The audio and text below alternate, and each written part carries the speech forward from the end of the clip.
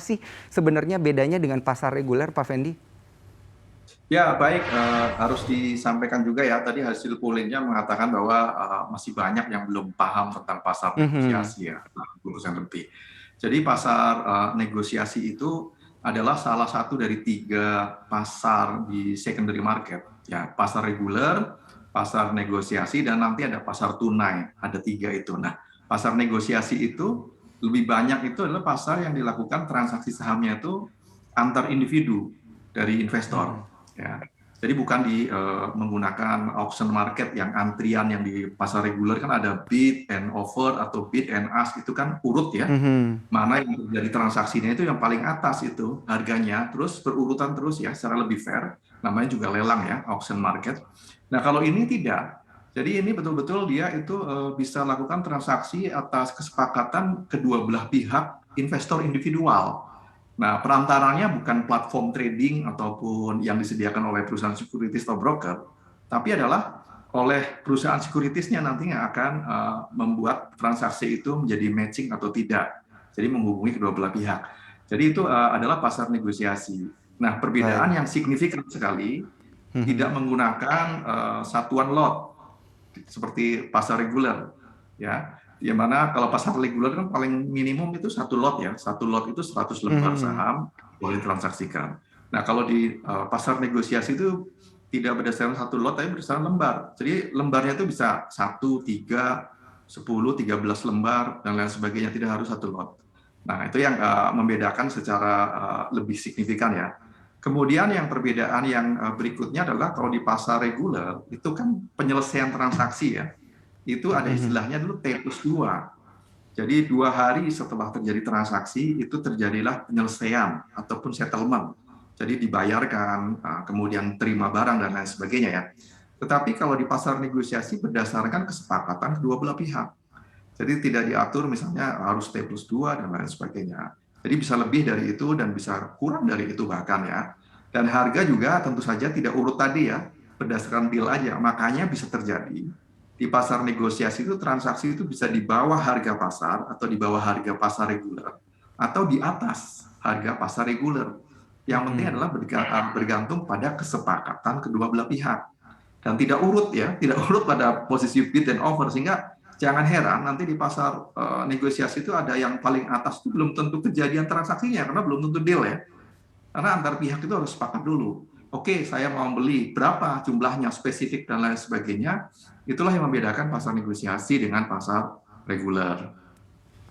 Baik, ini menarik sekali. Perlu diperhatikan juga ya, ini penjelasan dari Pak Fendi sudah kita rangkum-rangkum sedikit nih, Pak Fendi. Ada pasar reguler, negosiasi dan juga tunai, satuan perdagangannya seperti apa, ditambah dengan penyelesaian transaksinya juga seperti apa. Tapi Pak Fendi, ini benar nggak sih kalau pasar nego itu hanya khusus untuk transaksi dengan nilai jumbo-jumbo aja gitu? Jadi yang mini-mini ini nggak bisa katanya. Itu sama sekali tidak benar, karena satu lembar saja ataupun 2 lembar saham saja Mhm. bisa ditransaksikan di pasar negosiasi. Jadi bahkan istilahnya adalah ada odd lots. Ya. Jadi Mhm. berapapun kita yang butuh exit ya, exit di luar transaksi pasar reguler itu bisa terjadi apabila itu matching antara si Mhm. pembeli dan penjualnya.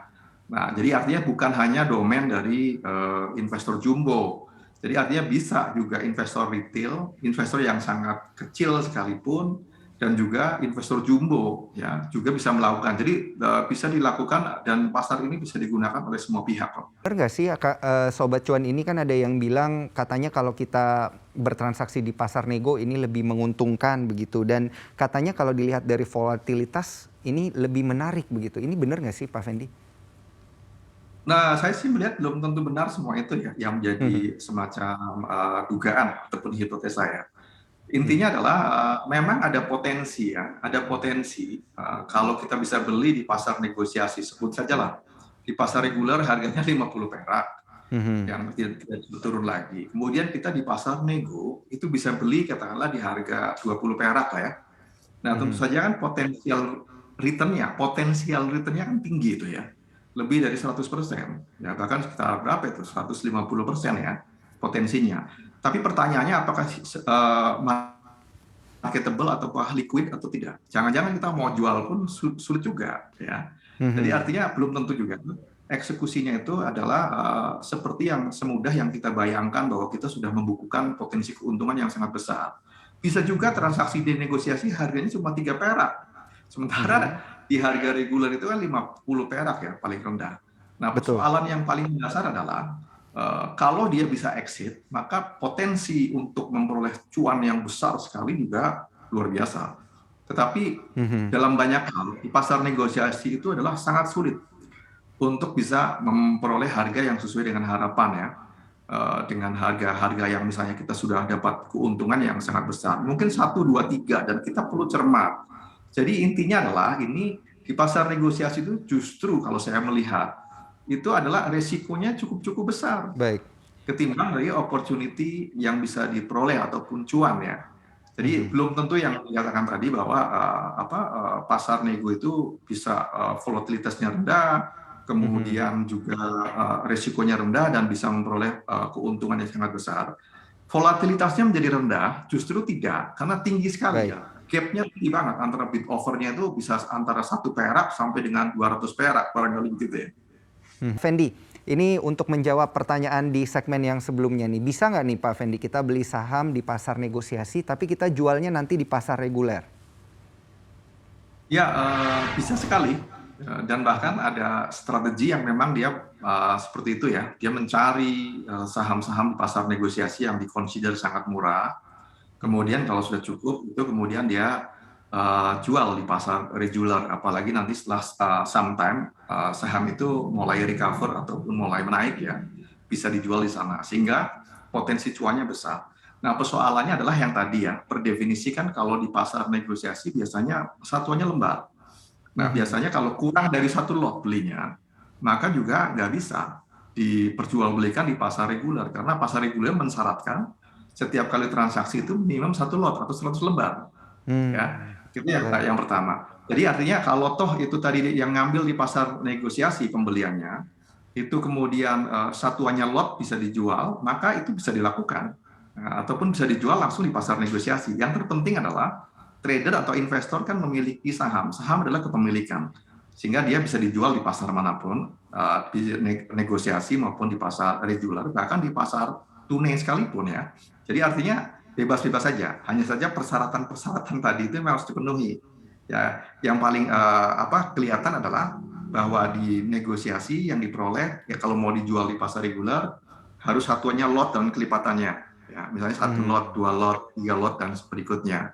Nah, kalau dia dapatnya outlot, katakanlah 99 lembar, ya tentu Aha. saja nggak bisa ditransaksikan. Atau mungkin dia kelebihan 5 lot, kelebihan 3 lembar, maka ya nggak bisa. Yang 3 lembar itu nggak bisa ditransaksikan karena yang lebih dari outlot istilahnya ya. Dia harus Hmm. ditransaksinya di pasar negosiasi. Ini Iya, untuk iya. ngomongin resiko nih Pak Fendi supaya lebih Ya, aman. Ini Sobat Cuan ada yang bilang katanya hati-hati beli saham di pasar negosiasi, katanya bisa-bisa ini adalah saham yang direpokan gitu. Nah ini apa sih sebenarnya risikonya?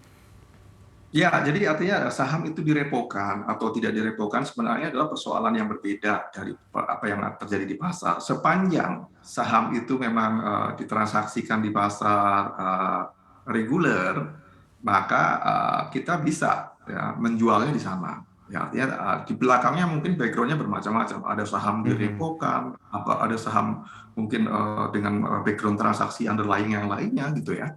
Itu tidak menjadi persoalan. Tapi mungkin teman kita itu punya pengalaman pas dia masuk ke pasar negosiasi memang banyak direpokan sahamnya gitu ya. Mhm. Jadi artinya kemudian dia melihat bahwa ini jangan-jangan ini saham yang direpokan. Jadi itu hal yang berbeda. Yang terpenting adalah tentu saja di pasar negosiasi itu buat teman-teman, kalau harganya itu sudah dalam posisi yang sangat rendah, misalnya sampai ke level 50 perak di pasar reguler ya, itu Mhm. maka layak hati-hatilah. Ya artinya apa? Artinya di pasar reguler saja harga itu sudah menyentuh ke level floor. Ya, Mhm. artinya kalau dia misalnya belanja di pasar negosiasi, tentu saja dia ada faktor risiko yang meningkat. Ya. Terjadi peningkatan risiko. Kenapa? Biasanya kalau yang harganya 50 perak begitu, secara fundamental lo dipertanyakan ya mengenai kekuatan fundamentalnya. Jadi hati-hati di situ. Artinya dia masuk ke dalam saham yang spekulatif sekali gitu ya. Di pasar reguler aja dia mentok, apalagi di pasar negosiasi. Jadi dia mungkin di negosiasi hanya mencoba untuk memperoleh profit sedikit-sedikit gitu ya. Gitu ya tuh. Nah, tetapi kalau saham-saham yang tadi saya sampaikan, motifnya adalah misalnya ada big player ataupun ada investor strategik mau masuk, kan mereka juga kalau masuk pasar reguler takut merusak harga. Pembeliannya mereka sangat besar sekali, misalnya lebih dari 1 triliun ya. Sayang sekali misalnya merusak harga. Nah, lebih baik kan mungkin melalui masuk ke pasar negosiasi yang lebih smooth ya, artinya tidak merusak harga di pasar reguler. Nah, ini menurut saya perlu dilihat dan dianalisis kalau memang itu bagus ya outlook-nya, maka layak untuk bisa diikuti. Yang terpenting adalah kita punya strategi untuk membeli di harga yang relatif rendah dibandingkan dengan potensi harga jual, begitu saja sih. Jangan lupa untuk install aplikasi CNBC Indonesia di App Store dan juga di Play Store untuk terus mengikuti informasi dan berita terkini terkait ekonomi dan juga bisnis.